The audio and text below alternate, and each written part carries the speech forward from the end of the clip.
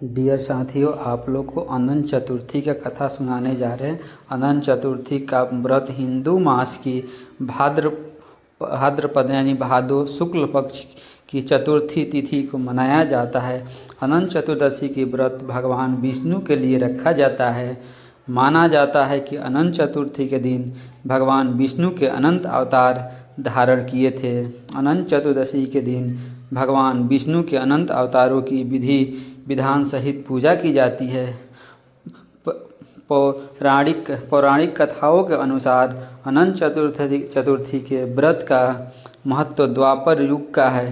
पुराणों के अनुसार जब पांडवों ने अपना सारा राजपाट जुए में हरा दिया था, तब श्री कृष्ण ने उन्हें अनंत चतुर्थी का व्रत करने की सलाह दी।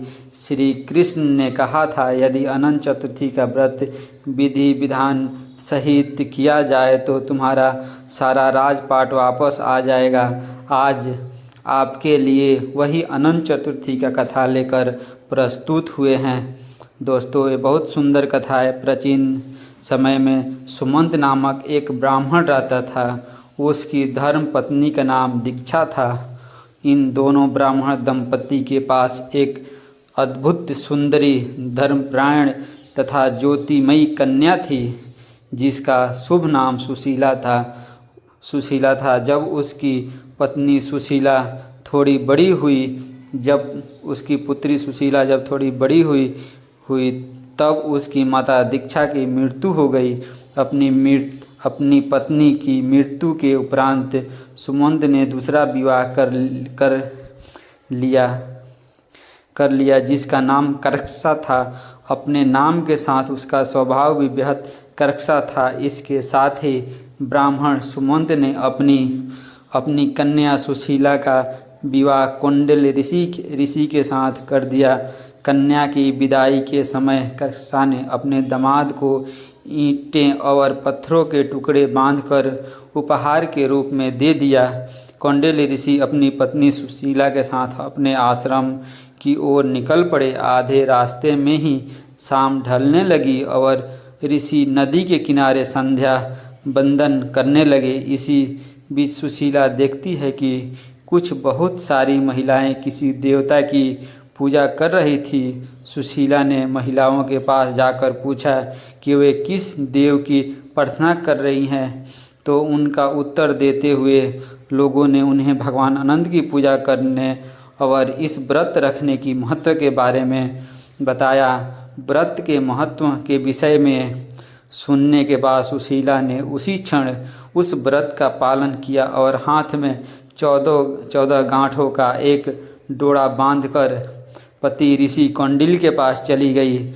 ऋषि ने सुशीला के बाह में बांधे डोर के विषय में पूछा तो उन्होंने सब बात बता दी, लेकिन ऋषि ने यह सब कुछ मानने से मना कर दिया और उस पूजा का पवित्र धागे को उनके पास से निकालकर अग्नि में फेंक दिया। इसके पश्चात ही उनकी सारी संपत्ति जो थी वो नष्ट हो गई और वह दंपति गरीबी से परेशान रहने लगे। जिस पर उन्होंने अपनी पत्नी से इसका कारण पूछा तो सुशीला ने अपने पति को अनंत भगवान का डोरा जलाने वाली बात याद दिलाई, जिसके पश्चात के लिए ऋषि कौंडिल्य ने अनंत डोरे को ढूंढने वन चले गए, जहां वह कई दिनों तक भटकते रहे और एक दिन हतोत्साहित होकर वन में ही गिर पड़े। ऋषि दंपत्ति के पश्चाताप के दिनों में एक दिन अनंत भगवान प्रकट हुए। हे कौंडिल्य, तुम स्मरण है कि तुमने मेरा अपमान किया, जिस कारण तुम्हें अब कष्टों का सामना करना पड़ रहा है, लेकिन तुमने पश्चाताप कर लिया है। अब मैं तुम्हें प्रसन्न हूँ।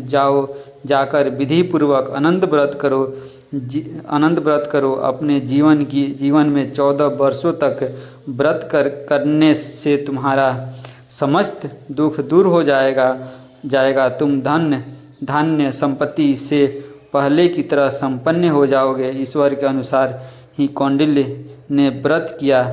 तथा अपने जीवन के समस्त कलेशों से मुक्ति पाई।